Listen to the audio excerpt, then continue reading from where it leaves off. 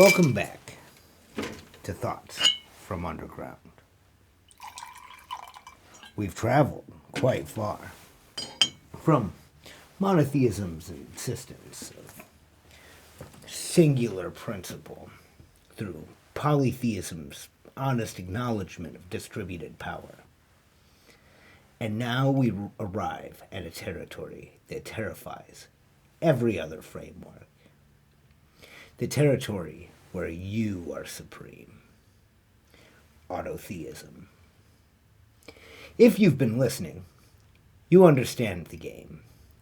You know that everyone occupies one of these 5 territories, whether they admit it or not. But this one you'll resist. This one you'll deny with every rhetorical tool available. Because acknowledging autotheism means acknowledging something most people have been denying their entire lives. It means acknowledging that your consciousness legislates reality. Your behavior doesn't just have personal consequence. It has ontological consequence.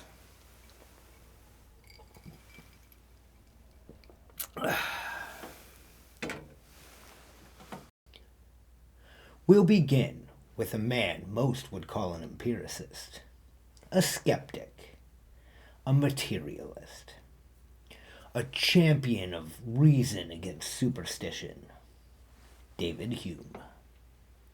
Hume spent his career dismantling certainty. He showed that causation itself is not observed, it's inferred. That the self is not a unified thing, but a bundle of perceptions. That knowledge is far more fragile than we pretend.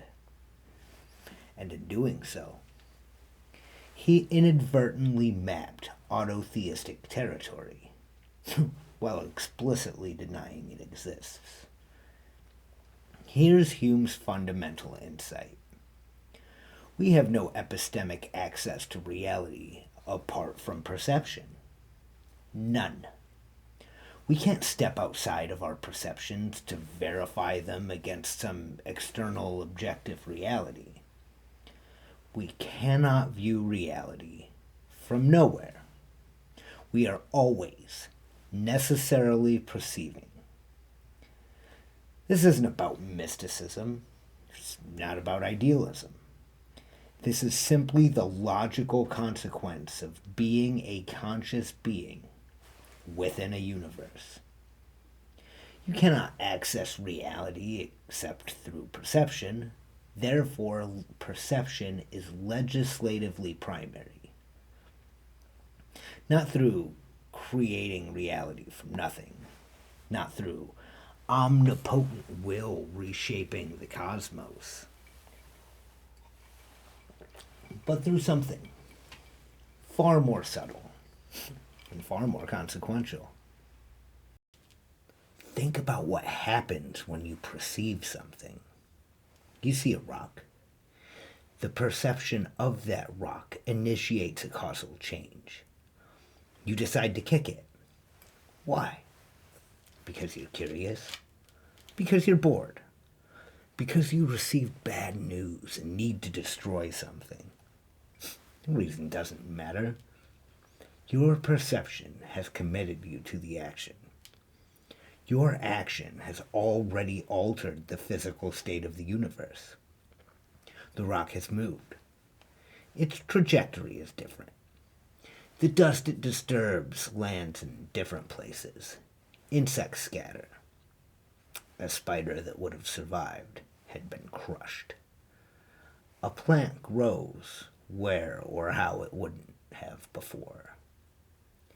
The butterfly effect is in motion. And all of it originates from your perception, from your consciousness encountering the world and deciding, consciously or unconsciously, to act. Now, here's what makes this autotheistic. You didn't create the rock. You're not omnipotent. You did not will the universe into existence, but you did legislate its trajectory. You did reshape its state space. You did participate causally in what reality becomes. And you did this because your consciousness perceived something and then acted. This isn't solipsism. The rock existed before you kicked it. But the state it's in now, that is partly your creation. That is partly your legislative act. Hume understood this, though not clearly. Every perception commits you to a causal pathway. Every action from a perception irreversibly alters the reality's configuration. Therefore, consciousness, your consciousness, is functionally supreme. Not omnipotent, not creating something from nothing, but legislatively. You are shaping the world you inhabit through the simple fact of perceiving and acting.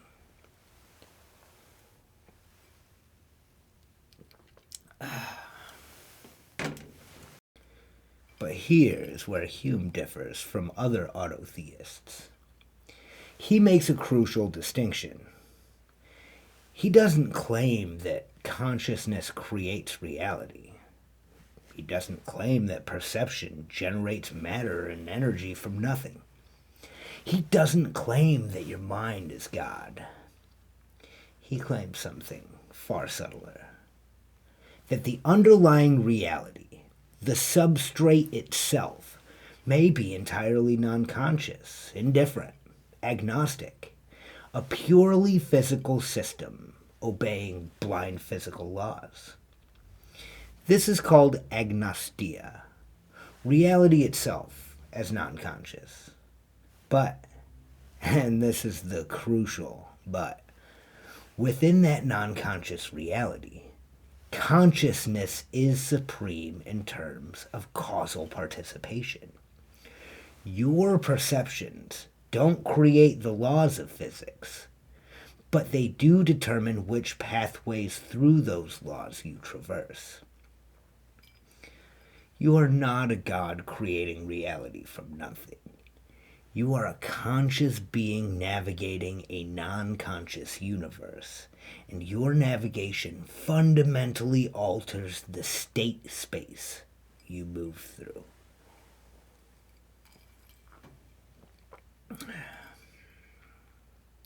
Hume was a physicalist. He believed matter and energy were real, independent of mind.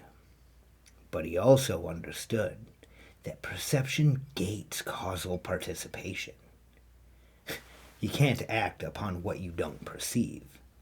You can't shape what you can't engage with. And once you perceive and act, you have irreversibly altered the system. This is autotheism without mysticism.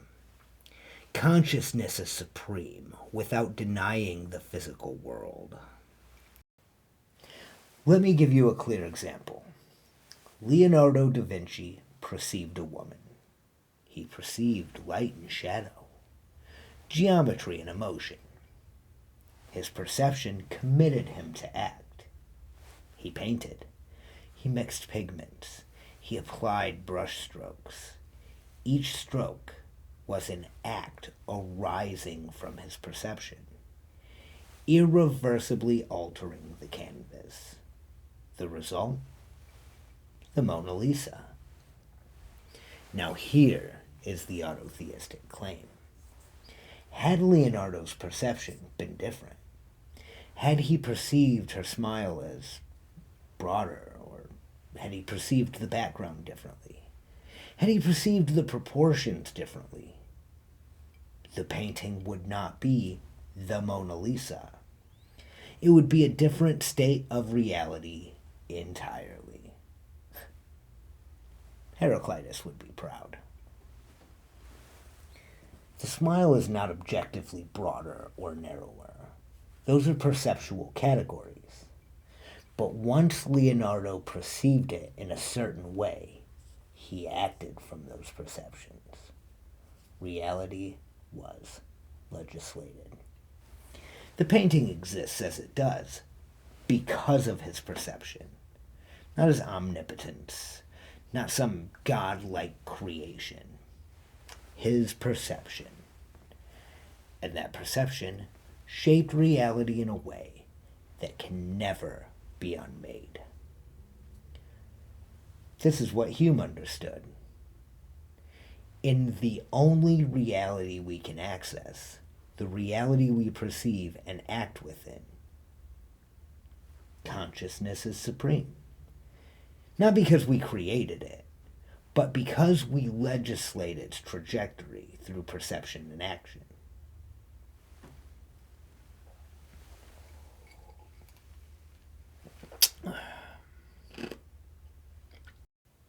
But there is another path through autotheistic territory, a radically different one.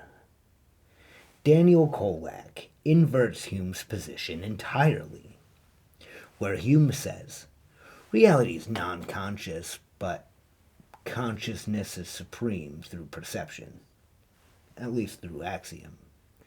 Kolak says something far more radical. Kolak says, there is only one subject of experience, only one consciousness, and you are it. This fits within synodesis. Reality itself is conscious. Open individualism. It sounds like mysticism. It sounds like madness.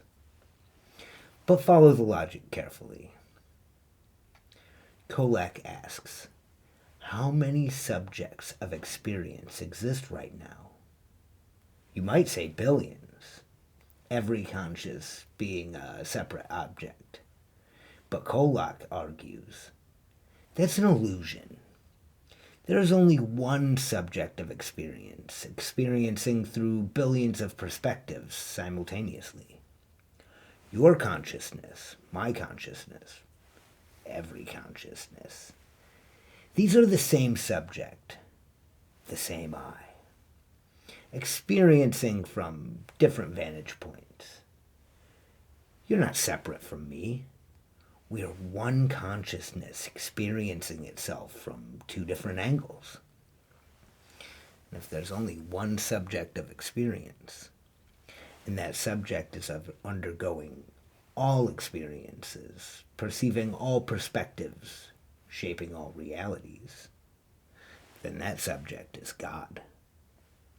Not metaphorically, literally. Kolak argues, you are God experiencing itself as human, conscious, legislative, and supreme.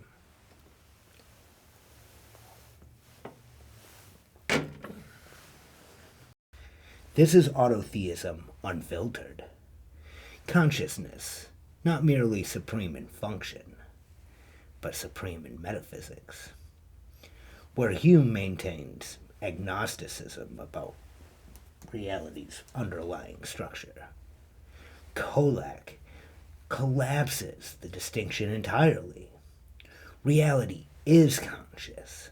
The universe is one subject experiencing itself. And you, your consciousness, that is the subject.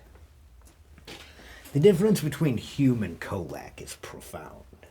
But notice, they arrive at the same destination from opposite directions. Hume, non-conscious reality, but consciousness legislates the only pathway through life we can access. Kolak, conscious reality and consciousness is literally the only thing that exists. But both conclude consciousness is supreme. Hume gets there through epistemology. We have no access outside perception, so perception legislates our causal perception. Kolak gets there through metaphysics. There is only one subject, so consciousness is ultimately all that exists. But the autotheistic claim is identical. You are the supreme principle, even if Hume would hate it.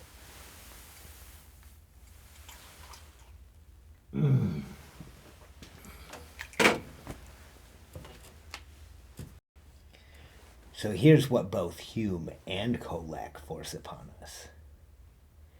You cannot escape the legislative power of your consciousness.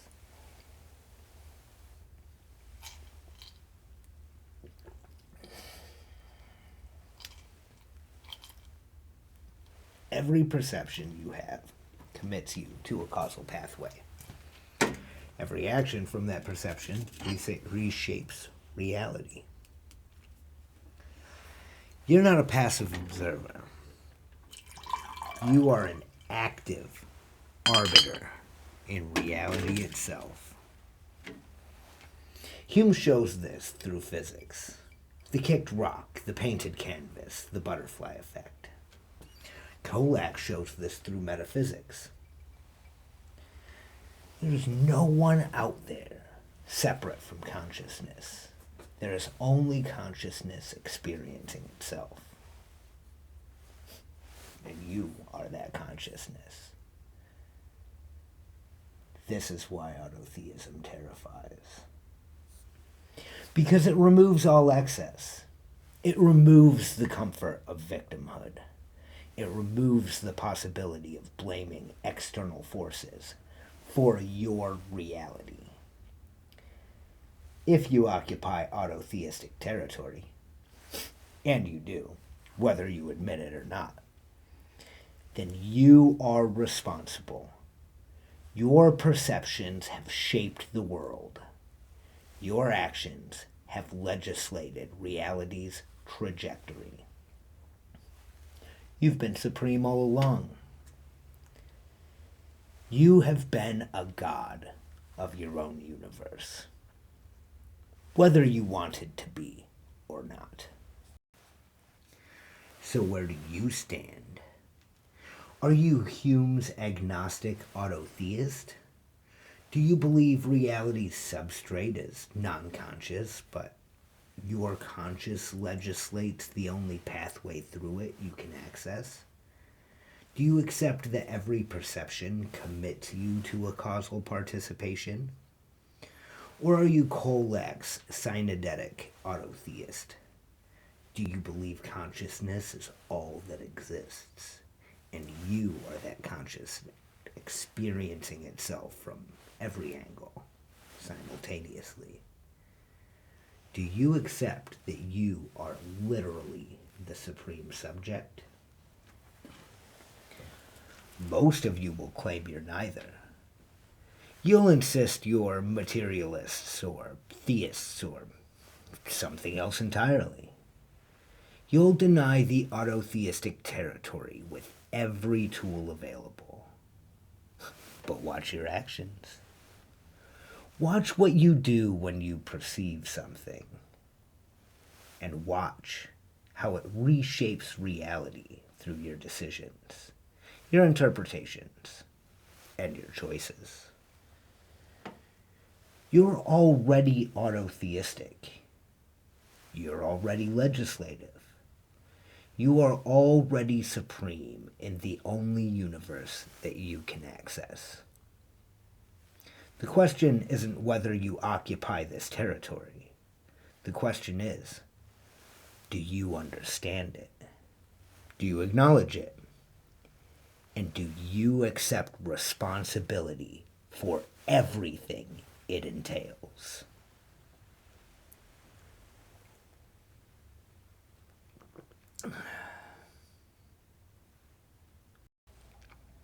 We've now traversed 3 territories: monotheism, polytheism, and autotheism. This next one is perhaps the most reductive of all, one that claims to include all the others, the one that says the physical, be it one or many, is all that is supreme. Reality itself is immanent. Next time, we'll explore pantheism, and you'll discover that this framework, this causal, simple, undeniable framework, may be where your deepest intuitions actually rest. For now, I'll leave you with this. You are supreme, not omnipotent, not omniscient, but legislative. Every perception, every action, every choice, all of it shapes reality in ways that can never be unmade. You are the god of your own universe, or perhaps one of the universe as such. The question is whether you'll act like it, and what you'll do with the horror of knowing you shape this reality.